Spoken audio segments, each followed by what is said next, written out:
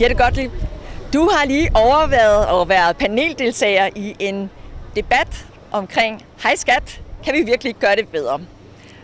Hvad overraskede dig mest? Altså, jeg kendte den sag, der var udgangspunktet, fordi den havde han sendt til mig. Og den er fuldstændig vanvittig, og det er ikke så overraskende. Det kommer vi tit ud for, og vi får mange henvendelser. Men det, som jeg oplevede, da vi hørte en tidligere embedsmand fra Skat, det var, at jeg fik mere fornemmelse af, at det var systemisk. Altså, at det var systemet selv, der genererede de problemer. Og det havde jeg en fornemmelse af.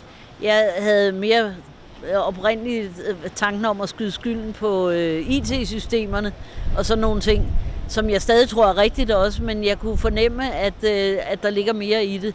Altså, der ligger en type magtudøvelse, som ikke er i orden. Er det noget, du har mulighed for at tage med tilbage til Folketinget og fremlægge, så der måske er nogle andre, der har mulighed for at gøre noget?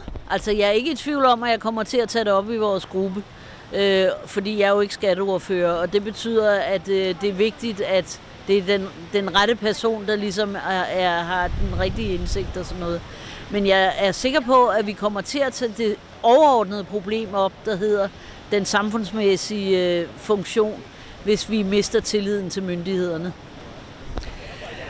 Du kom selv med et godt eksempel, og tak for at dele din egen historie også. Føler du, at der allerede er blevet rettet op siden dengang, hvor du havde udfordringen, eller har man stadigvæk de udfordringer? Nej, de er blevet meget værre. Altså, de er blevet endnu mere systemgjorte, og der er færre mennesker, man kan komme i kontakt med om det. Og det dur ikke. Altså, en af mine løsninger er jo, at man kan garantere, at der er et menneske i den anden ende, når man har noget at snakke om. Og så er det jo afgørende vigtigt, at man har en uvildig klageinstans. Ellers så er der ikke nogen tillid mellem myndighed og borger på det lange sigt. Som jeg hører dig, så 2 ting, som der kunne være interessante at tage op derinde, det var det der med et rigtigt menneske i den anden ende, og en uvildig klageinstans. Er det noget, du vil fremlægge for jeres skatteordfører? Ja, det kan du tro. Det kan du tro.